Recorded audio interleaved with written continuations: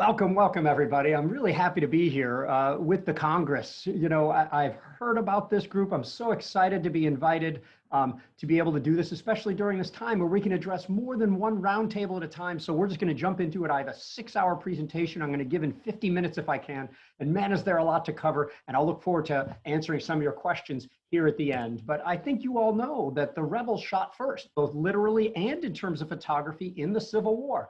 The Civil War, of course, starts in Charleston Harbor, and you have Southern photographers there, those living in Charleston, actually recording within one day of when the Union evacuated Fort Sumter, taking pictures of the fort, and in this case, of the first Confederate flag raised above Fort Sumter.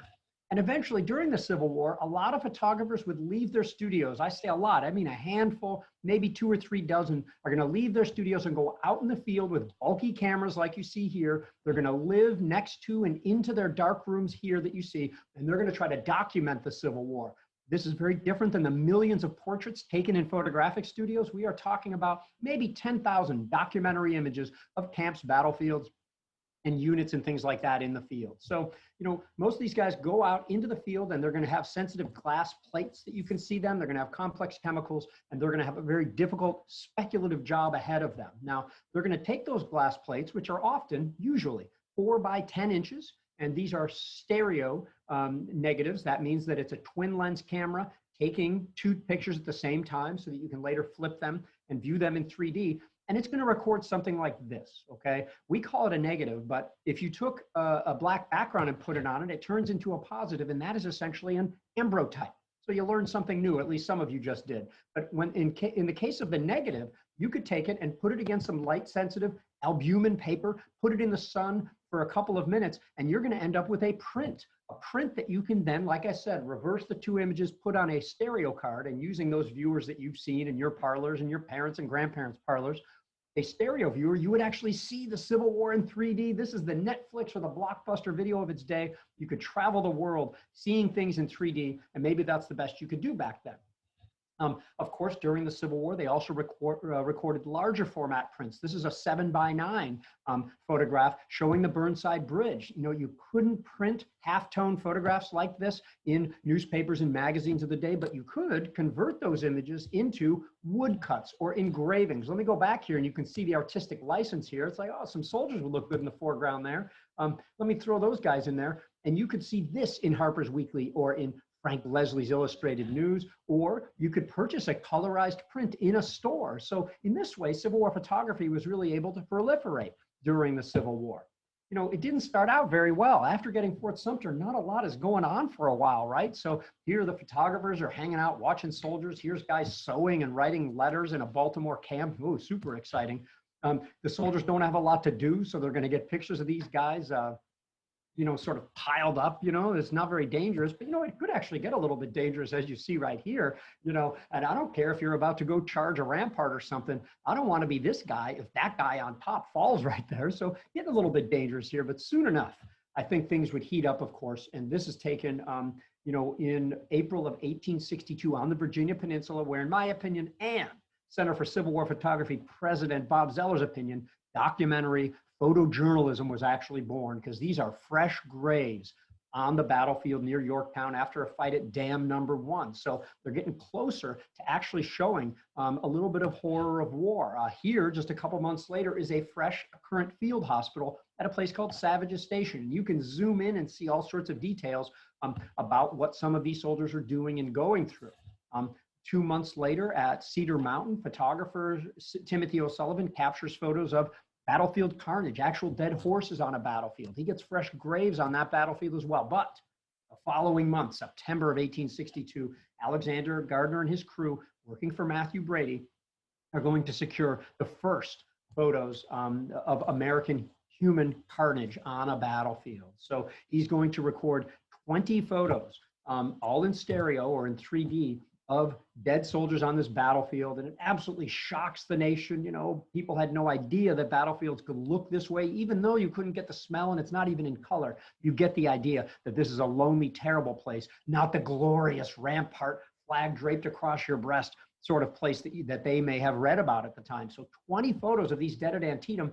Many people, wrote terrible things about seeing these images, but people bought them like crazy. Many people used them to say, we have to stop this war. Look how terrible and sad this is. And other people, including Abraham Lincoln, said, no, we must continue this struggle so that these dead, the ones you see in the pictures, I'm paraphrasing, shall not have died in vain. The following month, a Western photographer secures 3 or more photos at Corinth of the dead, the only photos of the dead on a battlefield in the Western theater. You have one photo taken at 2nd Fredericksburg, 41 or so at Gettysburg, 8 at Fredericksburg Field Hospitals, 6 at Spotsylvania, and 22 at Petersburg for about 102 photos taken of dead on battlefields. The number's moving because the Center for Civil War Photography has been doing some interesting work, and a brand new photo has emerged, probably at Corinth, but we really don't know, changing the number. So we really don't know, but it's roughly 102, and every photo you've ever seen in any documentary, in every book that you've ever seen that actually has a dead soldier in it is one of those 102. This is the reason I'm pointing this out, not to glorify or sensationalize these photographs, but rather how rare they are. We need to explore them as much as we can. And in a lot of cases, the best photos we have, unfortunately, of Confederate soldiers in the field are those who are captured or deceased. So we need to use them as much as possible. Look for an announcement from the Center for Civil War Photography, of which I am vice president, about the new count on the number of photos showing the dead. Photography also made incredible leaps and bounds during the Civil War. Here you have soldiers actually on the march going to the Overland Campaign. There's photos of soldiers actually crossing, the James River to go toward Petersburg. It's unbelievable. You can actually see the blur of motion in there.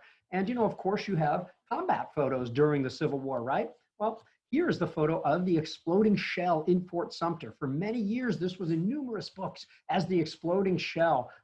At the time, Bob Zeller, again, to keep mentioning his name, noticed that it seemed too panoramic for even 1 or 2 photos to be able to show. Doesn't make sense. And that was when he was able to discover that it is, in fact, a close-up photo of a painting. So I guess we don't have combat photos during the Civil War, right? Wrong, completely wrong. Here, buried in the distance of this otherwise uninteresting photo of people on a beach are clearly a bunch of monitors. You can see monitor ships riding low to the ground that people are looking at, and USS Ironsides actually firing a shot, in this case in Charleston Harbor. And some of these actions around the same date are actually recorded, and you can see the vessel on the right also obscured in battle smoke. So this is the type of combat photos we have. We don't have photos of soldiers in lines of battle. It would never work with the 2, 6, 8-second exposure times required from Civil War photographs. So we did make leaps and bounds. You do have combat photographs, but they are from far away. So all of these photos I've been showing you were originally recorded almost entirely on glass plates. And incredibly, here is Matthew Brady's nephew's house in Washington, D.C. And this is the sleeves. This will horrify any archivist here, but each one of these sleeves has in it a glass plate negative that we would consider priceless. Now, luckily, most of this collection went into the holdings of the National Archives. You can see them there. And other collections, the largest of which went into the Library of Congress, who happens to also be the best at their digitization project, where you can go there and download high resolutions of things. It looks like I just selected for this search Jericho Mill in Virginia, and you can see the Jericho Mill photos there. I could click on each one, download high resolutions of that, and go from there. By the way, the American Battlefield Trust, of which I am the chief historian, was able to preserve 600 acres, I believe, next to Jericho Mill and the mill site itself, most of which has already been turned over to the holdings of the National Park Service, subject to an easement. Now, let me just address the first question that many of you might have otherwise had at the end, and this idea that Ken Burns advanced that all of the glass plate negatives, all of them, have burned up in the nation's greenhouses. It is demonstrably untrue. We have catalogs from the times, and we know that the photos that were taken by the documentary photographers of the Civil War are still in the holdings of the Library of Congress, the National Archives, and the Smithsonian Institution. So while there might have been a few that are broken and a few that are gone, the photos that people found in greenhouses were not Grant at Massaponax Courthouse or Lee behind his Richmond home. They were the failed duplicates and portraits that people didn't pick up, that photographers didn't need anymore. I don't blame them for using that glass, but this idea that the nation's greenhouses burned up these precious, what we call witness glass of the Civil War is just untrue. Speaking of the witness glass, here's a piece of witness glass. I don't know what he recorded on that one, so I don't know if it's still around, but I do know that it's 4 by 10 inches, okay? Most of us watching this, I'm gonna assume, grew up with 35mm negatives, which are about 1.25 inches by less than an inch, right? So this is not only 20 to 40 times larger than that, depending on how you count things. It is also there's no grain on a wet plate photo. It's a chemical sheet, so there's no pixelation or no grain, and what that means is you can zoom in really far. So here is a photo of a contraband, a John Henry, at Brandy Station, Virginia. And the photographer is, I estimate, about 15 feet away from the subject, okay? And if the sun is right and the photo is good, you can zoom in and see almost endlessly, like I said. If you zoom in on his hands, and if his palms were up, you'd be able to see his fingerprints, okay? So for those of you who are watching and who have some really good digital SLR camera and you feel that you are superior somehow, you're not. Try doing this with your digital camera or your digital 4x5 camera. Maybe the best, the $30,000 cameras are finally beginning to approach the resolution possible on wet plate negatives. So that allows us to do all sorts of things, to learn from the photos and have fun with them. And we're gonna do that in the case of John Burns right here. John Burns, of course, the hero of Gettysburg, known to be the only civilian, or thought to be the only civilian, to come out and defend the town of Gettysburg. Of course, Gettysburg, there was just so many people killed and so many horses died there that in the weeks afterward, flies just flocked and laid maggots in, if that's the right process, in these carcasses of horses and soldiers. And there were just flies everywhere. Each carcass could produce thousands, if not tens of thousands of flies. And the whole place was filled with flies at the time. And that's why my friend, John Richter of the Center for Civil War Photography, was able to zoom in on John Burns and find a fly. And that's this one I'm showing you here. You can quite clearly see that this is a fly on John Burns. And I went and said, oh no, look, I can find another one over here and another one over here. These are flies on John Burns. Well, John didn't like that I found some additional flies, so he went and found 17 flies on and around John Burns. Now, I'm not commenting on this guy's cleanliness or anything like that. He doesn't look super hygienic, but the guy's been wounded 3 times by the Confederates, and he's become a national celebrity. So famous did he become. And Abraham Lincoln heard of him down in Washington, D.C., wanted to meet him, and did. When he delivered the Gettysburg Address, of course, Burns famously fell asleep next to Abraham Lincoln in a church pew while attending a political rally the day of the Gettysburg Address. In case we can zoom in for more practical purposes here, here's a photo taken in March of 1862 near the Visitor Center at Manassas. And even on just a print, I was able to very easily zoom in on some of the headboards here around their watery grave and clearly say JTM and Lexington, Virginia. It might be hard to see, but trust me, only one guy fits, thanks to Jim Burgess at the Manassas National Battlefield for helping out. It's John T. McCoy.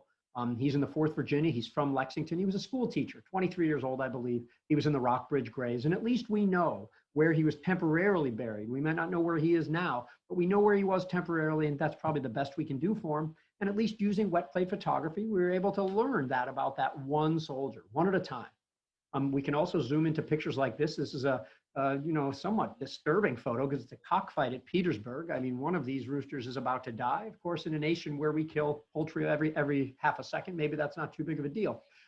But when you zoom in here, you can see one guy proudly holding his copy of the Atlantic Monthly. Wow, the most refined, maybe genteel magazine of its day. And you can even read it's July of 1864. This photo was taken in August. That is appropriate there. And even in that issue of it, which I've read, they even reference cockfighting and some of the things going on in the photograph. So this guy was particularly proud of it. He held it up for 2 different photos there. And in the back of that photo, you can also see, something they never did during the Civil War, right? Because they're not like us. They're stupid. They didn't fight in a smart way like we would have. They wouldn't have made the decisions that we would make if we were fighting the Civil War, and they certainly didn't smile. I don't even think they had teeth, right? Well, wrong. When you start zooming into these Civil War photographs, you see that soldiers are more like us than we even expected. And of course they smiled. They are human, okay? And if you're on the campaign for 10 months at Petersburg, some funny things are gonna happen. So when you start zooming in, you see this guy, and you even see girls at Antietam. These are the Miller girls. I mean, their farm has just suffered unbelievable chaos damage. Their well is probably poisoned. And one of them, sitting next to her sister, who probably had headlights. I mean, that's not happy in itself either. She's smiling on the porch. There's a guy standing on a pontoon bridge at North Anna, and he's clearly doing a naughty little smirk over there. And of course, the best smirk of the Civil War comes from Kate Chase. That is the would-be first lady of the United States when her dad, Salmon P. Chase, thought he was going to be president of the United States. Here's a guy who has a reason to smile. They're standing upon the Confederate works at Petersburg on April 3rd, 1865. They finally left. The Union could finally get into Petersburg. And they were, of course, only 6 days away from the surrender of Robert E. Lee's army. You know, other things make us laugh in photos, such as the band of tiny musicians that is apparently, you know, accompanying this group here. It's somewhat of a trick effect of the photo, but I still like laughing at it. And we like to laugh at a lot of things with Civil War photography. And in this case, I'm not laughing at Stonewall Jackson. What I'm laughing at is that Stonewall Jackson is pictured here without a forage cap, but in most paintings and drawings, he has a forage cap. And that's why when you look at eBay and you look at you know, people's Civil War forums on Facebook, anybody with a forage cap is Stonewall Jackson. I mean, this guy must be Stonewall Jackson. Look at the hat right there. You know, even Union soldiers are apparently Stonewall Jackson.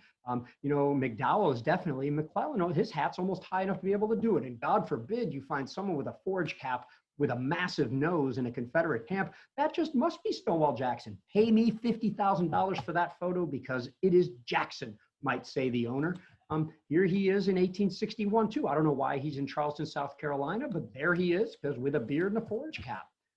The same thing goes for the scourge of studying Civil War photography to me, and that is that everybody with a top hat can only be one person, even Wade Hampton. Here he is in Fort Sumter. He's Lincoln. There's a bunch of Lincolns together. It must be time travel or something like that. Even people who are standing in front of a tall light pole with a short hat that makes it look like they have a high hat must be Abraham Lincoln. Of course, everybody at the Gettysburg Address except Lincoln, who you see right here, must also be Abraham Lincoln. And I'm not making this up. People put it on eBay all the time. An 1872 photograph of Abraham Lincoln, just because the guy's got a top hat on, drives me crazy. And then, you know, periodicals will pick it up and whatnot and say, is it a new photo of Lincoln? You know, and of course, other presidents can be Lincoln too, including Teddy Roosevelt. So identifying people, even if we know it's not Lincoln, can be very difficult. And here's one of the soldiers at Gettysburg that people have tried to identify for a long time.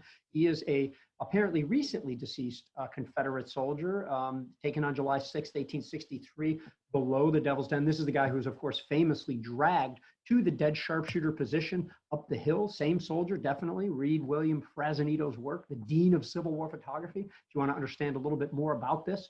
And please don't ask me if he was dragged from here to the other position. It just doesn't make sense. So I'll just set that one to rest right there. But here he is right here. So people have always tried to identify him. Unlike most of the soldiers at Gettysburg, this soldier's not bloated. He looks like he could be your son or your brother. So people have tried to identify him.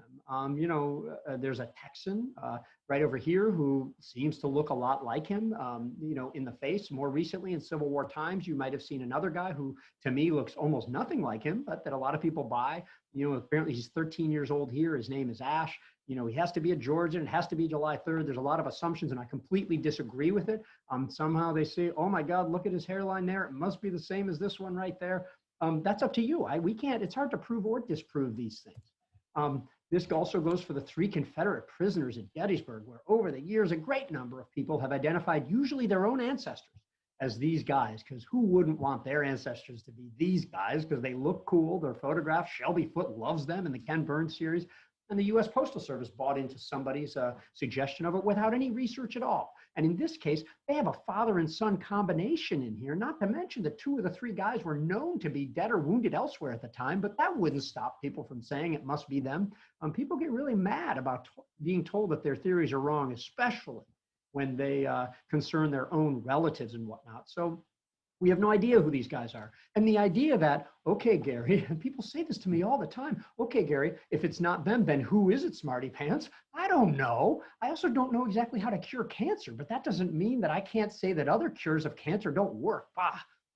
You know, so even as we get into Civil War photography, you know, I don't believe that people or photographers are dragging bodies all around. We only know that they did it once, that, camera lies and whatnot, but photographers clearly set up scenes throughout the Civil War. And here's a great example showing some United States colored troops or contrabands around Dutch Gap. If you zoom in a little bit, you can see the photo wagon there, some photographers' equipment down on the lower left over there. You can see a barrel. I have an idea. I am the photographer now. Hey guys, put on your stuff, put on your belts and grab some guns. Let's move this barrel. I don't know, stage one of the most famous photos of the entire Civil War. Okay, this is clearly the same building over there. You can even line up the mortar or whatever that is between the slats over there, and shame on us for not realizing this. My friend Mike Gorman figured this out about a decade ago, but what are we to think that the photographers just standing out in the open while they're under fire or something, taking pictures of these soldiers when they take 10 or 20 minutes each to take?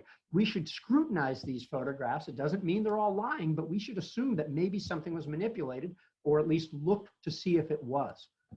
Here's another one, a sad series of a Confederate killed, right near the end of the Civil War. This soldier would have died in early April of 1865, and the photographer came in right after this event. He's probably there on April 3rd, 1865, and a blood-soaked soldier placing an artillery sort of sponge near him to imply he might be an artillery soldier.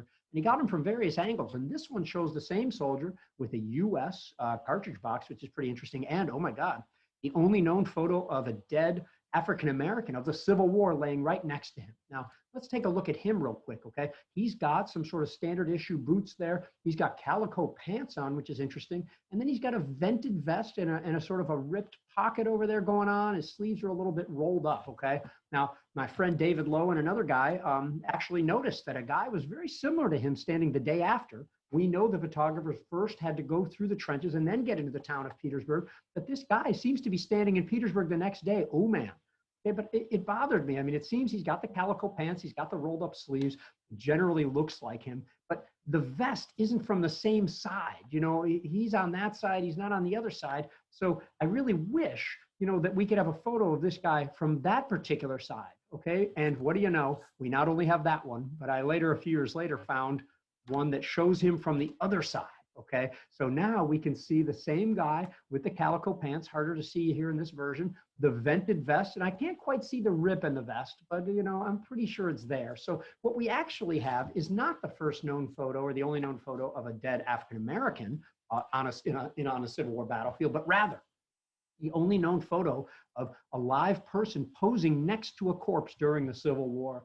What does that teach us about the Civil War? Probably nothing other than that one photographer wanted to get something in particular in this case, but interesting nonetheless, and we should be scrutinizing this. What is this civilian doing on a battlefield laying dead? I mean, it's certainly possible that he was working for the Confederacy, but not if he's alive later that day or the next day. And this is nothing new. The Union soldiers who were photographed here as dead on Matthews Hill from the Battle of First Bull Run might be the earliest instance of this. And nobody really issued this photo for, decades after the Civil War, but it shows guys here. And William Fresnito started to wonder, why are these guys wearing overcoats on a summer battle? And by the way, real quick, any reenactors out there who is saying, they go to a reenactment and see reenactors blousing their trousers, tucking their pants into their socks. They didn't do it in the Civil War. Of course they did. This photo is on an early glass plate, and it is for real. But what Fresnito noticed was, hey, there's this photo here. See that angled tree? Hey, that same angled tree ends up in two other photos. Oh, these are the same soldiers in different positions. Oh, I guess we all know what happened. It's pretty clear. The photographer came here while there was a fight going on. So he took two pictures of these soldiers in their overcoats and whatnot under fire. They're actually shooting right here, pretty good here. And then along come the Confederates, and the Union soldiers suffered 100% casualties, but the photographer was okay. And the photographer then took a picture of the dead Union soldiers. Or maybe the photographer took these guys out into the woods early in the war where there's nothing happening and said, hey, after you pose this stuff, pose like you're fighting, could you guys lay down so I could get a photo of battlefield dead? Of course. Well, you can decide which one makes more sense. So I'm not trying to give you the idea that all Civil War photos are wrong. In fact, they have an overwhelming reality about them. But even some Civil War photos like this one, I mean, this is on an 1868 mount, okay? This is an old Civil War photograph, and it looks like a bad Hollywood film. They've got ill-fitting uniforms. This guy's blousing his trousers too. Modern reenactors would call these guys farbs. If you haven't, far be it from me to tell you how to dress. But I just love when modern reenactors and historians tell people that the people in the past didn't do it right. I just adore that. In any case, scrutinizing photos does tell us things that help us in the Civil War as well, such as this photo here taken on the Roulette Farm at Antietam, just days after the battle, probably September 20th, 1862. We know that the Roulette Farm is where elements of French's and Richardson's divisions were going while they were trying to march over toward the Bloody Lane there. And we know that elements of French's division, I believe it was, had a terrible encounter with bees, okay? Roulette was a beekeeper. He was known to have apiaries there, and apparently a Confederate shell came in and destroyed one of the apiaries, and the Union soldiers got swarmed by bees. A lot of the soldiers who attacked the Bloody Lane that day referenced the bee incident, okay? You know why? Because they are like us and nobody wants to be swarmed by angry bees, okay? A lot of people survived the Bloody Lane. It doesn't mean that you didn't want to be swarmed by bees right beforehand. And what I like is you can zoom in on this photo and see the apiaries. You can see that one or two of them have been destroyed. Are these the very ones that were destroyed, that made the swarming? Good chance, okay? Which I just find endlessly cool when an account or accounts are corroborated by photography and the battlefield itself. And by the way, the Roulette Farm is under a great state of preservation today. Now, most of what I've shown you so far is taken in the East, okay, and we'll talk about that in a second, but, most of the photographers in the East and most of the photographers are Northern photographers. So I've shown you a lot of Northern subjects or battlefields where Northerners won so that Yankees still controlled the battlefields when the photographers came up. You can't just wander into an enemy's camp and start taking photos. So I do want to show you some from further out. This is actually Brownsville, Texas, from the collections of Robert and Stanford in the middle or late war. Here is San Francisco Bay during the Civil War, which was held by Union soldiers. And let me just show you why there are so few in the West. If you wanted to photograph the East here, which is really just Pennsylvania, Maryland, now West Virginia, and parts of Pennsylvania, you could say, okay, I'm at Gettysburg. You know what? I got a couple of days to spare. Let me head down to Fredericksburg and cover 5 battlefields over there. Or, let me, head over to Antietam or Harper's Ferry and boom, boom, boom. Everything's right next to each other. This is what it's like to cover the West, okay? Poor rail lines in a lot of cases. And, battles that, quite truthfully, didn't make the news quite as much. So here, I'm in Vicksburg. You know what? I have 6 weeks to spare. Let me head on over to Savannah and record that and get some photos over there. I've got a couple of days. Let me head up to Atlanta and get some of these campaign shots. It's absolutely overwhelming. Even doing it now is difficult as you contemplate traveling to the West. And what's really driving this, though, is this mentality that in the Civil War, you have the East, and then there's sort of just everything else is the West. Somehow, if you go south and east from Petersburg, Virginia, you are in the West. Somehow, coastal South Carolina is in the West. Don't ask me why. I actually know. We all know why. Because wherever the Western armies sort of went. But unfortunately, what it's really boiled down to is this. There's the East and then there's everything else. And that is completely unfair. I'm going on record here saying the West is more important than the East, but perception is reality. And during the Civil War, the media perceived the East as very important, if not the most important thing. Abraham Lincoln certainly understood it, and he just couldn't believe when the Union gained 100,000 square miles of territory in 1862, and then the Union loses a couple of battles on the Virginia Peninsula, as if the Union never even won anything in the West. He couldn't believe it. That is the mindset during the Civil War, and it's especially the mindset still. The West never got enough respect during the Civil War. And just ask the park stewards, historians, and interpreters out at Shiloh, Vicksburg, Chickamauga. When everybody wants to talk about Gettysburg, and I'm one of those people, I get it, but it is absolutely unfair, and it's been going on since the Civil War. And this is to say nothing of the poor Trans-Mississippi. Oh my God, that's like the stepchild to the West in a lot of ways. And having finally made my first trip to really do Pea Ridge and Wilson's Creek and Westport and Lexington, hello to my friends at the Lexington Battlefield Foundation and my other friends out there. It is totally cool stuff. So I'm trying to dig them out. Unfortunately, 90% of the Civil War photos are taken by Northern photographers in the East. So we have to keep that in mind. We do have great photos of Confederate subjects early in the war in 1861. Here are some in Pensacola, Florida, recorded by a guy named, I think, Edwards. We have Chattanooga as by far the most photographed Western place. There's a couple of hundred photos taken at a top Point Lookout alone. If you ever gain permission, don't hop the fence. You can actually sit in some of the same spots here under Umbrella Rock right there. If it was only raining, I could have been very well protected. You can see the very spot. There are some metal steps there now where U.S. Grant, chomping on a cigar, of course, is there with his staff. And Point Lookout is right out this way, of course. And of course, people have long said this, you know, Grant's chomping on a cigar. But I would suggest there is only one photo of him actually smoking a cigar in the Civil War, and it's this one. Him at Massaponax Church, Virginia.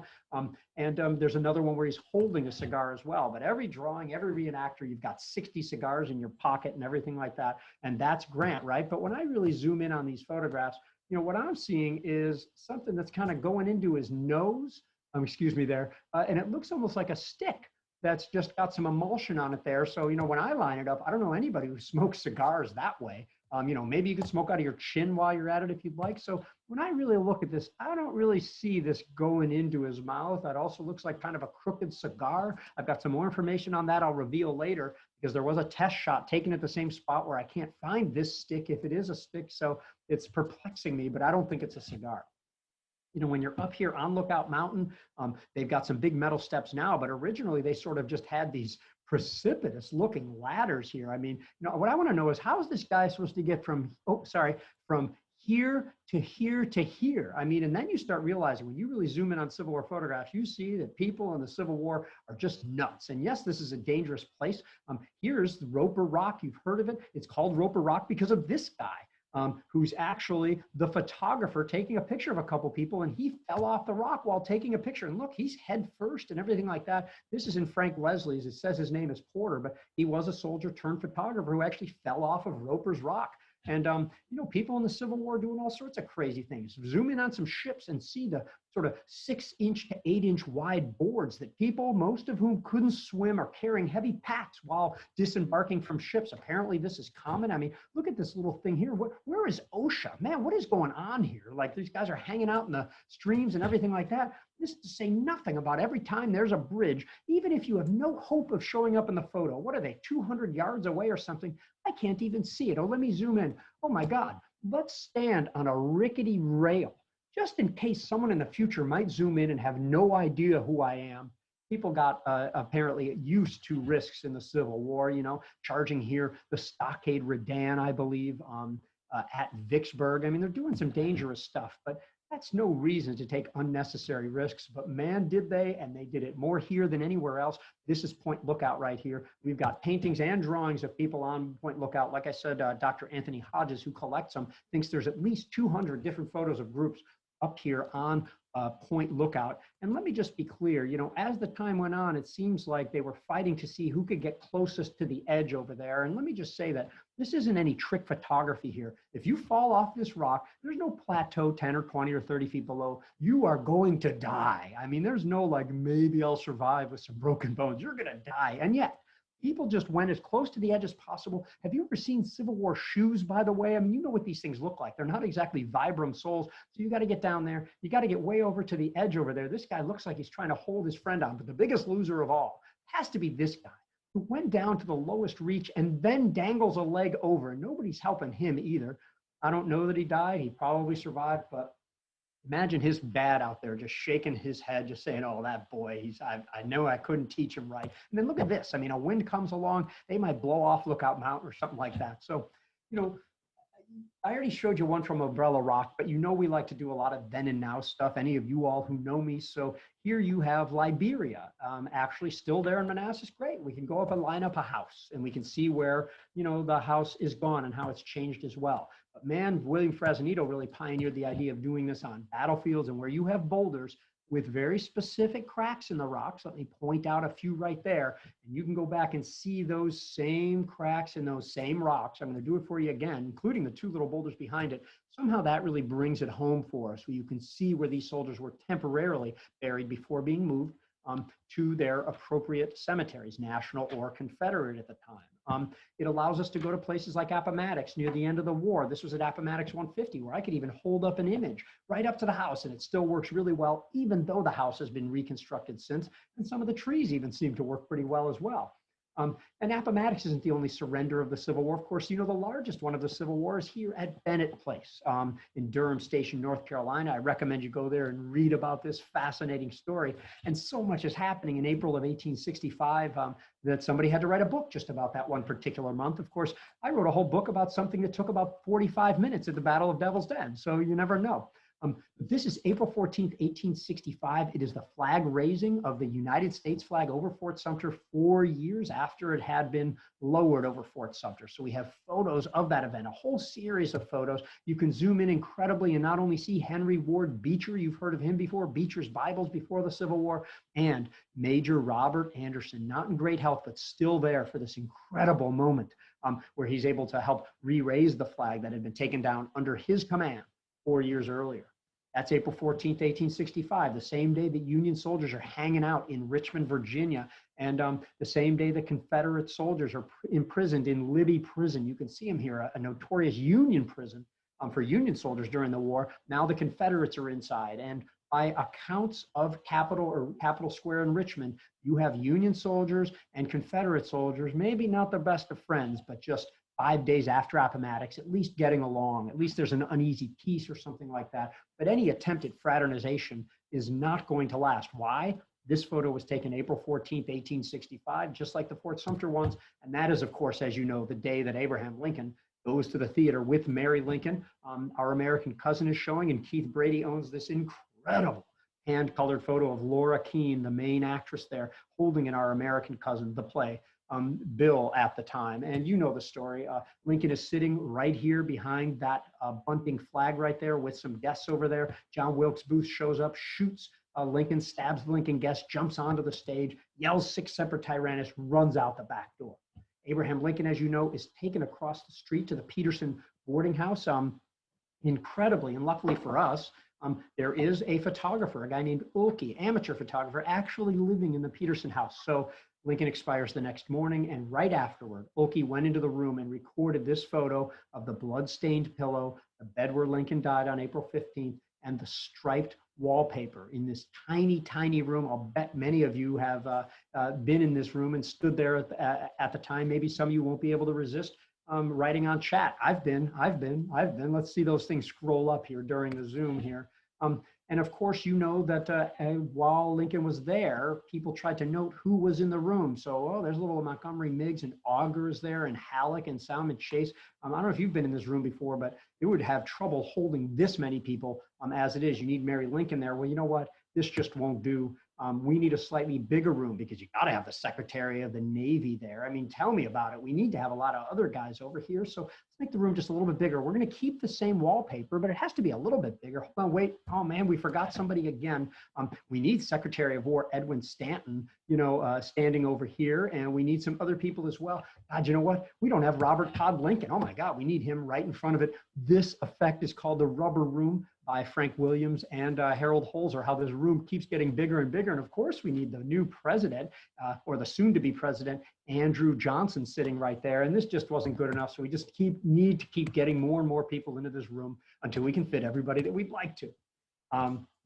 I'm sorry to go from something that I hope was at least somewhat funny back to the more heavy subject here of course, the summer hanging of the Lincoln conspirators. The 4 who were actually convicted to hang in this building off to the left. And on in July of 1865, you're going to have these 4. You can see them pretty clearly here. George Atzerodt and Davy Harold, and the tall Lewis Powell or Payne, and the fainting Mary Surratt at that time. Incredible photo and an incredible series by Alexander Gardner. While it's being taken, you can see the coffins right there. The condemned can see their own graves right there, sitting there. You can see the shovels with which they dug those graves and with which they are going to fill in those graves as well. Soon after that, Gardner managed to get the drop of the hanging. Apparently only Lewis Powell dangled there for a while. He had a very, very strong man there. He mounted a roof and actually was able to get an incredible picture of the whole scene on that hot day from above. And you can zoom in and see all sorts of things, including that the coffins had by now been moved. And of course, you can see the dangling corpses as well, helping to establish the order of the images in this case. See, my whole point here isn't for laughs and it's not for sensationalism. It's so we can learn about the Civil War better, so we can combine photos with the accounts and maps and the sites themselves and understand things a little bit better. And I hope that's coming through here. In the background, you can also see the Washington Monument, still, of course, not done and would not be for some time. And of course, you come back to this photo taken from an elevated window of the scene, and only this building still remains. And of course, many of you know it's a tennis court now in front of it. Unfortunately, the Lincoln condemned were buried right off to the right here. But incredibly, the original courtroom is there, and they took the furniture from the movie, The Conspirator, and put it in there, so you can stand in a very real courtroom at the time. And I recommend going there. They open it 4 times a year. Check with Fort McNair or National Defense University and go while you can. It's just great. Of course, there's a lot more to tie up at the end of the Civil War here. This is Jefferson Davis, the Confederate president, actually in Fort Monroe here. There's a certain casemate in which he was kept for quite a while. Overall, he'd be kept for 3 years before being released without particular charge. You can put your loser friend in the same spot if you're able to rearrange the furniture right. Of course, the Center for Civil War Photography has gone to this location at least once and done some of this. And of course, around this time, you have May 1865, the Grand Review from the Capitol and over by the Executive Mansion. It went on for 2 days. It curved by the Treasury Building and then went in front of the Executive Mansion, now known as the White House. And here you can see the blur of the soldiers going by. And when you zoom in, just unbelievably, you can start to see people. Oh, that's the 28th Pennsylvania. Ooh, that's the 96th Ohio. You know, they're actually looking around like it's the Titanic movie. There's the Duchess of Roths, you know, and it's like to be seen, to finally see these units, these commanders that you've read about for 4 years must have been an unbelievable experience. You can see Winfield Scott Hancock in charge of the Veteran Reserve Corps right there. I don't know that anybody ever noticed that was Hancock until I happened to zoom in and look at it.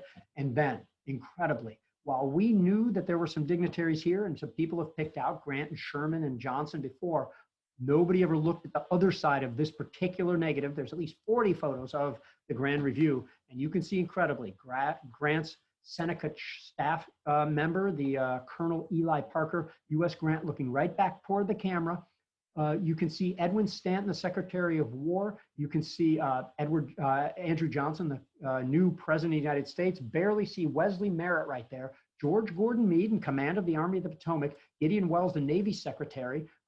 William Tecumseh Sherman whispering to this guy, and Montgomery Meigs, the Quartermaster General of the United States. So not only do you have the president, you have the Secretary of the War in the Navy, the chief of all the armies, and the head of the largest armies in the field as well, and the quartermaster. There's no other photo like this of the Civil War, and nobody really recognized this until, I think, 2015 or so, when I happened to look at the other side of the negative. My point here is to say you can do this work. There's an endless lifetime or lifetimes of work that can still be done just with these 10,000 documentary photos. And even if you don't consider yourself an expert, just go to the Library of Congress, download some things, and then go from there. Type in your favorite subject, download some high res, and I'll bet you'll see something that's interesting to you, and maybe you'll notice something nobody else has noticed before. In terms of photos for the end of the war, you just have to show this one because I don't know in a single photo if any other one really sums up what's going on here. Recently freed slaves in front of the ruins of the Confederate capital of Richmond. I don't know how to summarize it any better, so I'll shut up and let you all contemplate this particular one. And then when it's all over, what do we really have? You know, we have the battlefields, we have the dead, such as these at Gaines's Mill or Cold Harbor, bleaching in the sun. We have the graves, of course, at cemeteries here. And of course, you know, we still use the number 620,000.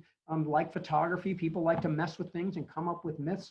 And, you know, somebody does study about stats, so they want us to believe it's 650, 750, 800,000, which is not only a completely unhelpful range. I mean, there's a big difference between those numbers. But it also comes out that, you know, civilians were included in that count. So, I mean, we have to know what we're talking about here. We really don't know how many people died in the Civil War, but we do know the graves are filled with soldiers north and south. From the Civil War, we know civilians died as well.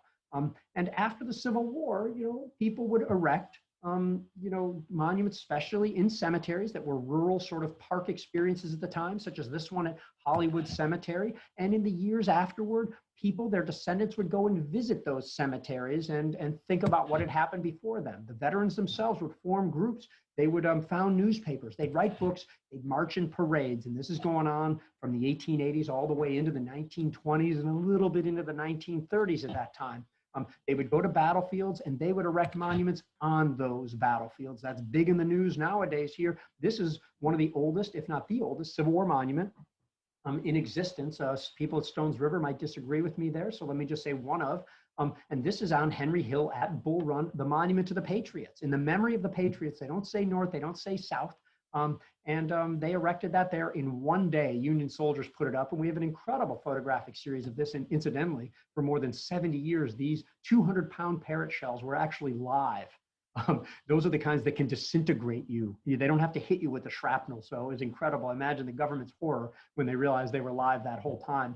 We have great photos of this. You can go back to the spot and you can see the reconstructed and now not dangerous monument there right on Henry Hill at Manassas. And right at that ceremony was recorded one of the most incredible of all photos, as far as I'm concerned, of the Civil War, a candid photo with generals in it. That's Heintzelman. That is Meigs right there. The soldiers, most of them have no idea or don't care that this photo is even being taken. And it's one of my favorite photos of the entire Civil War. I just adore this particular photo.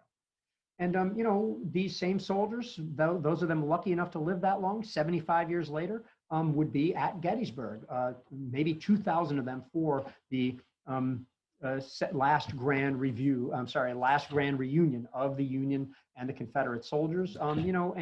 By that time you have, the soldiers dying out, and soon after that you have World War II, Korea, Vietnam, and people are really not interested in the Civil War anymore. Civil War battlefields are being paved over, but luckily, the late 80s, the 125th anniversary saw the birth of, saw the Ken Burns movie, the Glory movie, Gettysburg in the early 90s. And, you had reenactments galore, and the modern battlefield preservation movement was born. This is where the American Battlefield Trust was born, the product of a merger of two different organizations. I know that a lot of y'all on here support the trust, so I hope you don't mind me talking about it a little bit.